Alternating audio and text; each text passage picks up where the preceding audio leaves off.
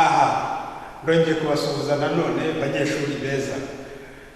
Duheruka kwiga tureba ibimenyetso bikoreshwa mu gishushanyo mbonera cy'amashanyarazi. Uyu munsi rero tugiye gutegura kwesitara cyangwa se gucomeka cyangwa se kumanika ibikoresho byacu dufite. Tugiye rero gukora igishushanyo cyoroheje. Igishushanyo cyoroheje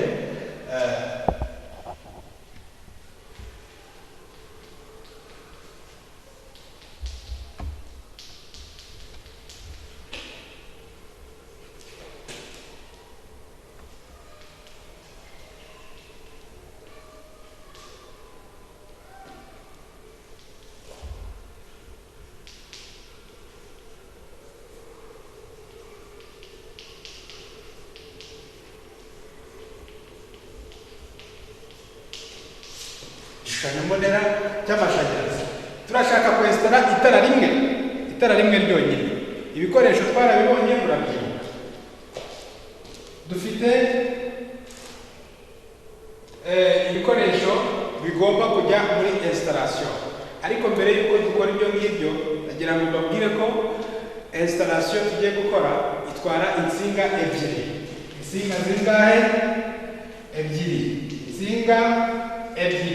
Insinga ebyiri, rumwe rwitwa faze, urundi rukitwa netre. Wabo umuriro uje unyuze muri uru rwa mbere ugomba kujya aho ugomba gukoreshezwa, hanyuma ugasubira aho waturutse. Urunguru unyuramo uza rero nibwo bita faze, hanyuma unyuramo ugaruka nibwo bita netre.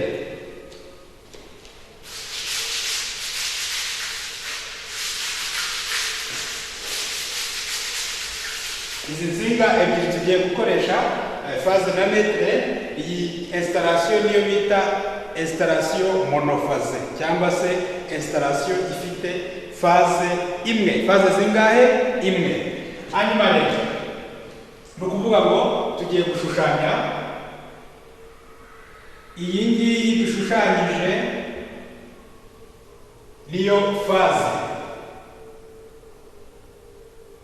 Turashyiraho inyuguti ya P. Iyi dushushanyije yindi ni netre. Turashyiraho inyuguti ya N. Noneho rero tujya gushyira igikoresho cya mbere.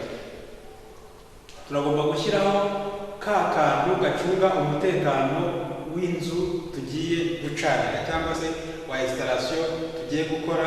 Twabonye ko bita fizibure. Ikimenyetso cyako twakibonye gutya. Hanyuma ushobora kumbaza uti kubera iki fizibure ahisemo kuyishyira kuri faze ntayishyire kuri netre? Turi kwiga mu Kinyarwanda. Fizibure ijya kuri faze kugira ngo iyo ukubye wa muriro wazaga twabonye ko ariho uzira uhagarare.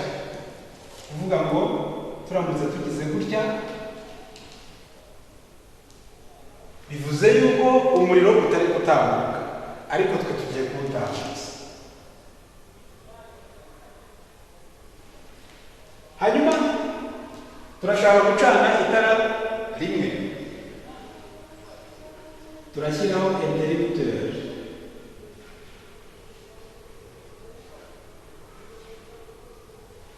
Tumara gushyiraho interrupteur, turaza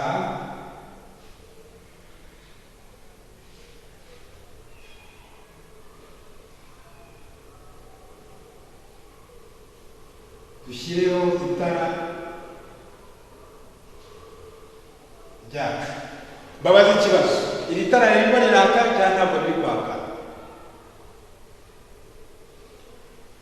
Iri tara uko bimeze gutya, itara rirajimije ntabwo riri kwaka.